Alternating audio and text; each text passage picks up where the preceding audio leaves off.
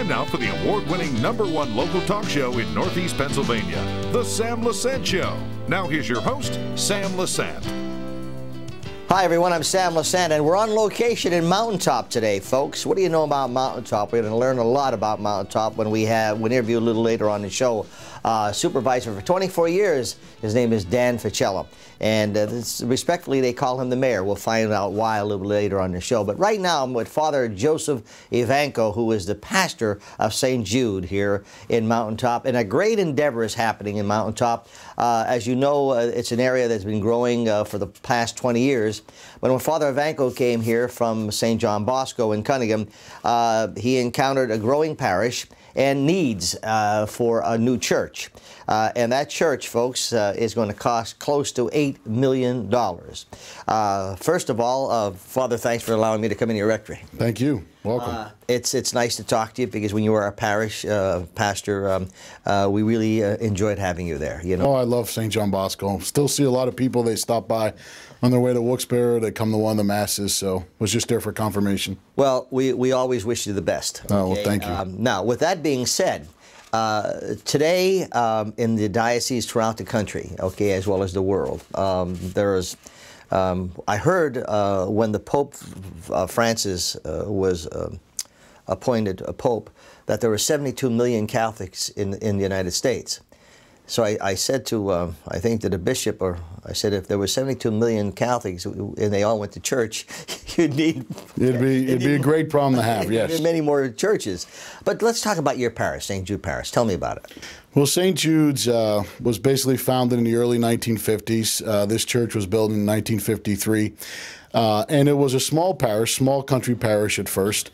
And Bishop Hafey at the time had the wisdom to buy the land. Father Sonny Nolan, as he was called, was the pastor for 35 years. And basically it grew, and it always has had a school connected to it, so Catholic education was always very important. And then after the flood in 1972, a lot of people moved up from Wilkes-Barre. That's when the big boom happened for St. Jude's, and a lot of the development started. And it's not as a boom now, but people, typically when people come into the Wilkes-Barre area, they look at Mountaintop or Dallas, the back mountain, and they choose one or the other. So we still have some growth. Right now, presently, we have 2,400 families, which translates into about 9,000 people. And we still have a school that's run through the diocesan system of about 230 children as well.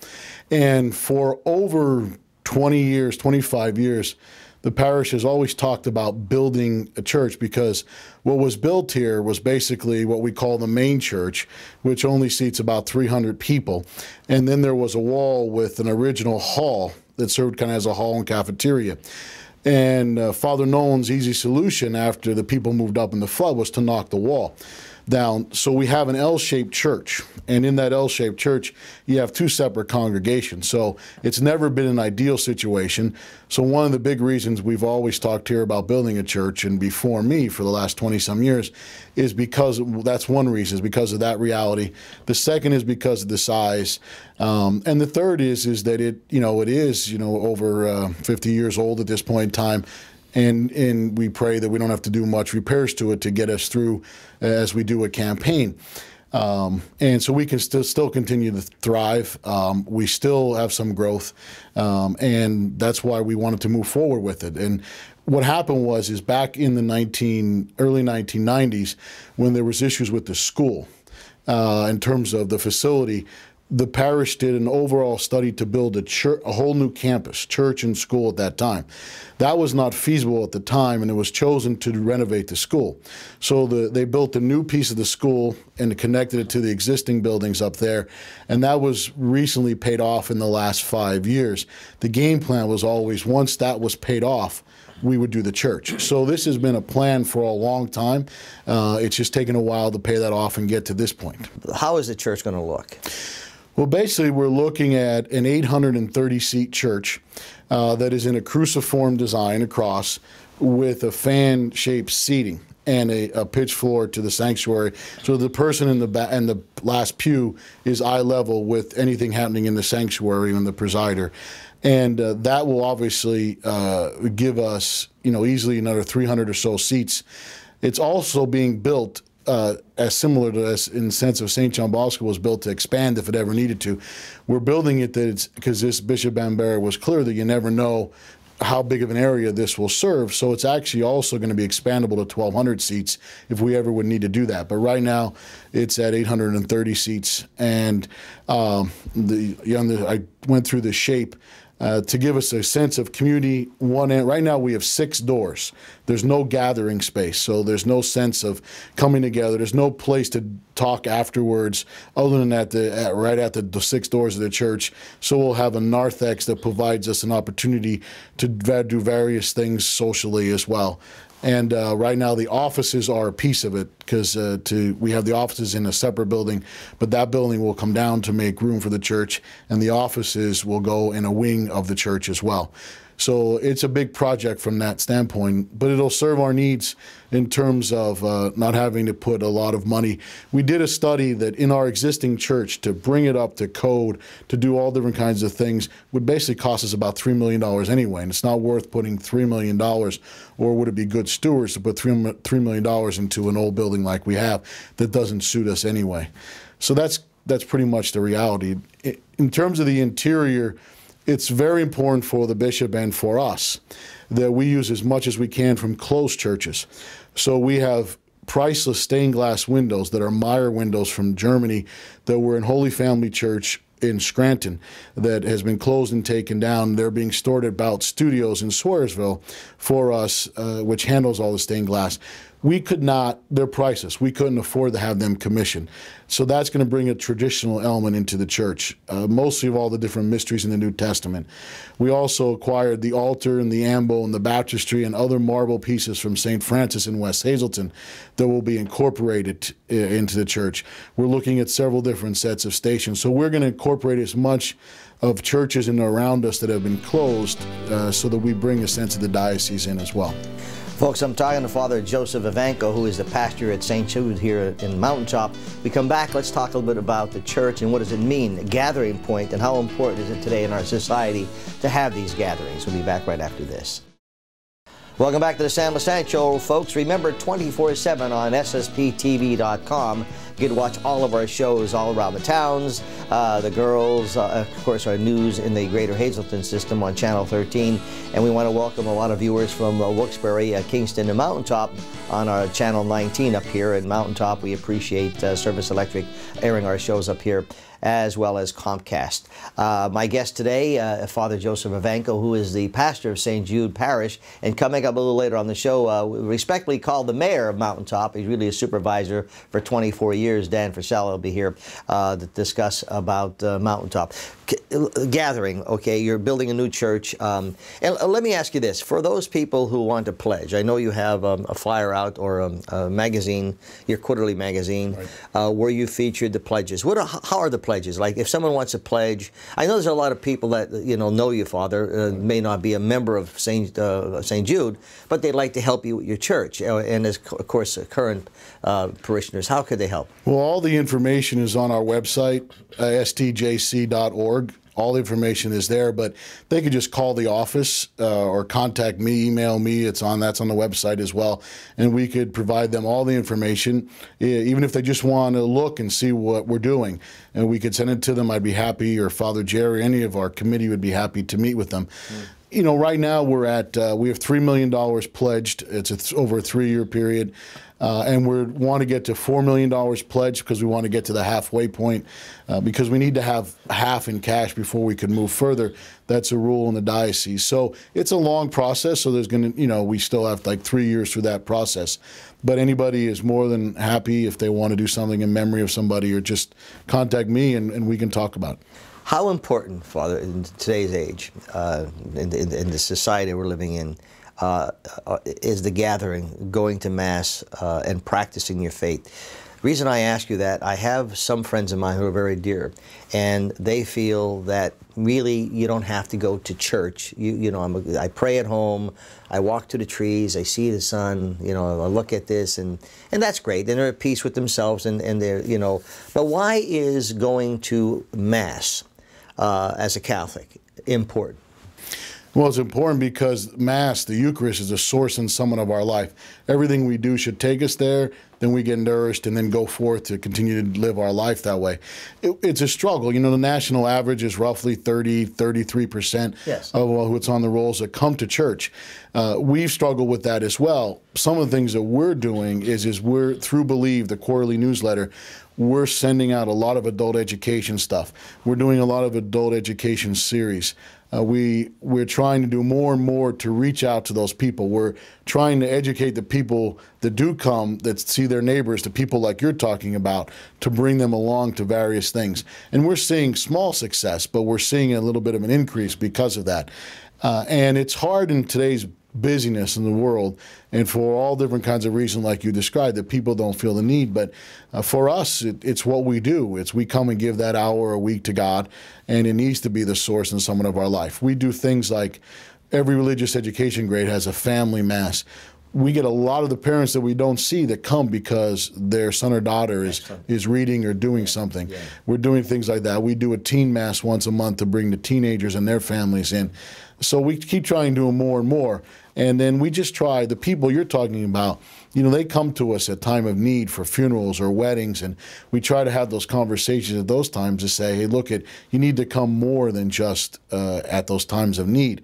You know, when we, like Easter, as typically for every church, you know, you're double or triple the people that are there, and we're trying to do things to get them to come on a more regular basis. Well, you know, I really feel so sad for those people who do not practice any faith. I feel sorry because they're living with a void in their lives, and not necessarily be Catholic, but whether you're Protestant, Jewish, or whatever. But at least practice something. Take your children to practice something. Father, I wish you the best of success here at St. Jude. It's a great endeavor, and today, you know, with the challenges. A lot of my friends who are priests say one thing: tell Father Ivanko we wish him well, and it's better him than me building a church. It's a good time to have a challenge. Yeah, we come back, folks. We're going to talk to Dan Fischella. It's Fischella, right? Yes. And Dan is considered like the mayor up here in Mountaintop. He's been a supervisor for 24 years. What's happening in Mountaintop right after this? Welcome back to the Sam Lesante Show, folks. I want to thank Father Ivanko for coming on the show today, talking about his new church that they're building here in Mountaintop. It's going to be a great asset to Mountaintop, and this area, as you know, is growing. And I'm very happy today to meet Dan Fischella, who is the supervisor for 24 years. Dan, thanks for coming on the show. My pleasure, Sam. It's interesting, you know, I pass Mountaintop a zillion times. Right. I hear about Mountaintop, great people, you know, who live here. Friends of mine live here. Right. Some people move from Cunningham up here to Mountaintop. But I don't know about Mountaintop. Tell me about Mountaintop. Well, Mountaintop is a great place to live. Naturally, Mountaintop is made up of Fairview Township, Wright Township, Rice Township, New Angola Borough, and they all combine Mountaintop. Everyone has their own governing body. Mm-hmm. In Wright Township, we're very fortunate to have the Crestwood Industrial Park that employs maybe 3,000 people. Very fortunate when we did the COS zone, we had a company like Mission Food to come in, Sealy Mattress, Cardinal Glass, Cornell Ironworks expanded, Gatorade, plus they built right from Gatorade, they built a 500,000 square foot warehouse. Mm-hmm. It wasn't done alone. It was done with the great help of the Crestwood School Board, the county commissioners, people like Senator Lamont and Senator Baker and John Yadichek, you know, and turned around and we all worked together. You never seen government and local people come together working hard. And the Crestwood Industrial Park is a great asset to Wright Township and the Mountaintop community. In Wright Township alone, we turn around, we have Summit Meadows, which is a new development. We have Stonehenge, a new development. Off of 309, we have Forest Point. Coming from Hazleton, you must go by there every day. Yes. You know, and over in Fairview, they turned around, they got Greystone, and they got Kirby Estates. Over in Rice Township, they have the Ice Lakes. So Mountaintop has grown from when I first came here in 1967. Seen a lot of changes. where Weiss Market is now, used to be the old Sunset Drive-In. Yes. Yes, years ago. And now there's a McDonald's there. You know, down in Fairview Township, they got Burger King. But 24 years as a supervisor has been a very rewarding experience. On South Main Road, I don't know if you know this, we have one of the nicest senior citizen apartment buildings around. Work together, township supervisors work together with Luzerne County Housing Authority and got that job done. A lot of happy people there, was an asset to the community. You said something that I'm encouraged to hear. I have a lot of politicians come on the Sam Lesante show, and you know, and I try to ask them questions that the general public would ask them. You know, people are so fed up with the bad politicians. Are fed up with all the lies and the nonsense, and the arguments and the cliques and the agendas. You get nothing accomplished that way, Dan, as you know that. But with you and the supervisors here in Mountaintop and how you've grown, I'm certainly you agree to disagree. But what's your success? I mean, how do we take the way you guys operate and hopefully carry it forth to all the nonsense that goes on in sometimes in these townships, and people get so fed up with them? In Wright Township, we have 5 members on the Board of Supervisors. We may disagree, but we talk it out and get done for the good of the community, and that's what you're there for. You know, it's to turn around and we work together, you know. And, you know, sometimes it's a struggle when money gets a little tight and everything, and you have to lead by example. So there were cuts we had to make ourselves, so to show the people we're there for them, you know. We have an open door policy. Anytime you need us, just pick up the phone and call. We have a 7-man police force, 24/7. Fairview has the same thing. Rice has the same thing. There's a lot of police protection out there. They work together.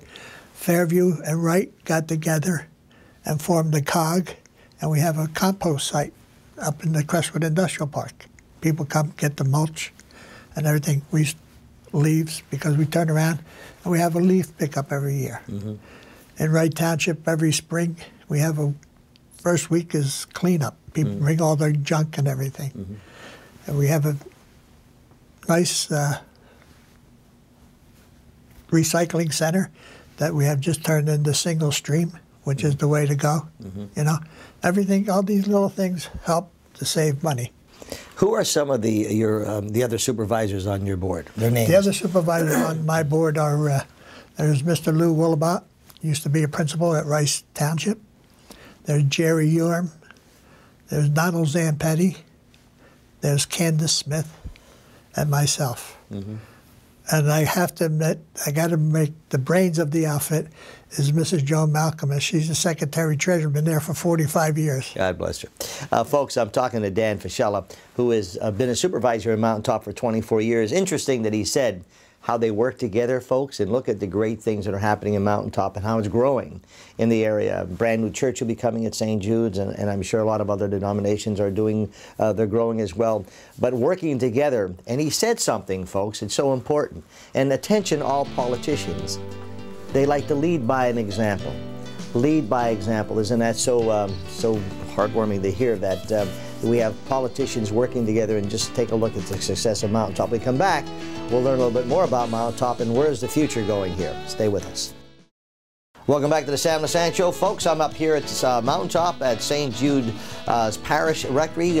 Before, a little earlier in the show, we interviewed pastor of the St. Jude's, Father Joseph Ivanko, who is endeavoring to build an $8 million church. Well needed, only holds 300 now, but if you get a chance, please watch the show. As you know, we repeat it, and it's also online 24/7 at SSP TV.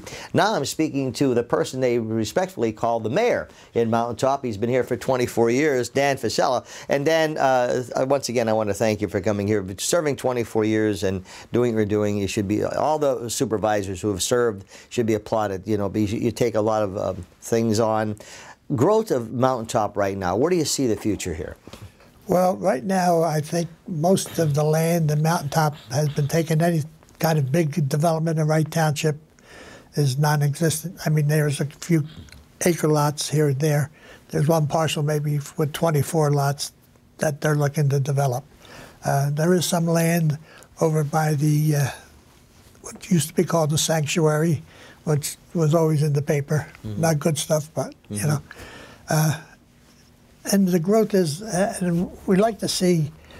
I'm hoping that the economy turns around, maybe get a couple more companies into the industrial park, because we have all Class A people. I mean, we have Fairchild, work together with Fairchild, and the good politicians turned around and put on a $40 million expansion, you know, which is good. I learned when I first came, Sam, that you gotta make the people feel welcome. When they bring in companies, and I told the chamber this, whenever you need me, I'm there. Because companies want to see how they get along with local government. The people you're working with, I'm sure they, some of them may be retired, or some of them working, or some of them have current jobs that they're on the supervisor? Yes. Like I said, Mr. Willabot was an ex-principal. Mr. Yorm was a teacher.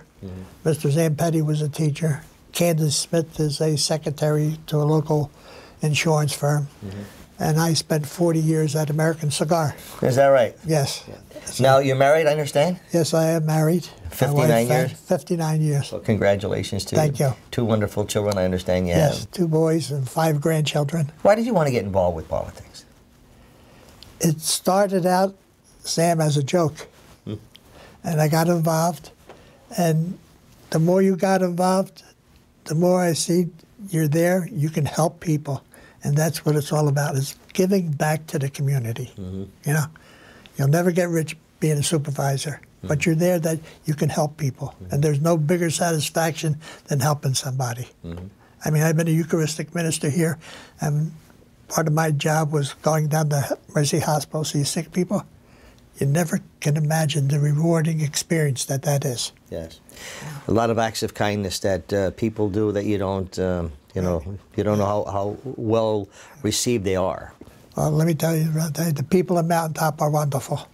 Yeah, you know, when they get the idea that your phone rings 24/7, no. If a person's got a problem, they may call. And when you're honest with people, they accept your answer. Well, you know, we should get that formula, and we should put a capsule in a capsule and give it to our congressmen and our senators and a lot of people. That no, we have a lot of good congressmen, a lot of senators. But I think what happens is people get this taste because, like you said, and it's so interesting. You said we have to lead by example. Correct. Okay, and that's so important. People see what you do. It's funny, you know, when you have to cut back, but yeah, when you look at, you know, the deficit in the country, where we have to cut back as families, but yet the Congress, they don't cut back, okay? It doesn't make sense to me, and I'm not becoming political. It just frustrates me sometimes.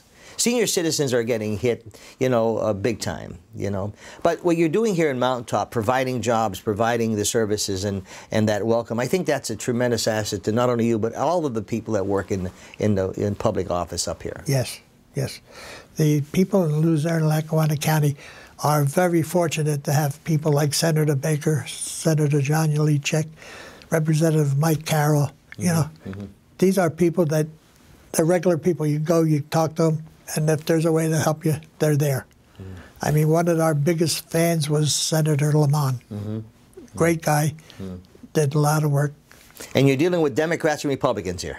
It's not, and that's, it doesn't make no difference. These and the R's go out the window. We turn around, we get together as people. That's good. Not Democrats or Republicans.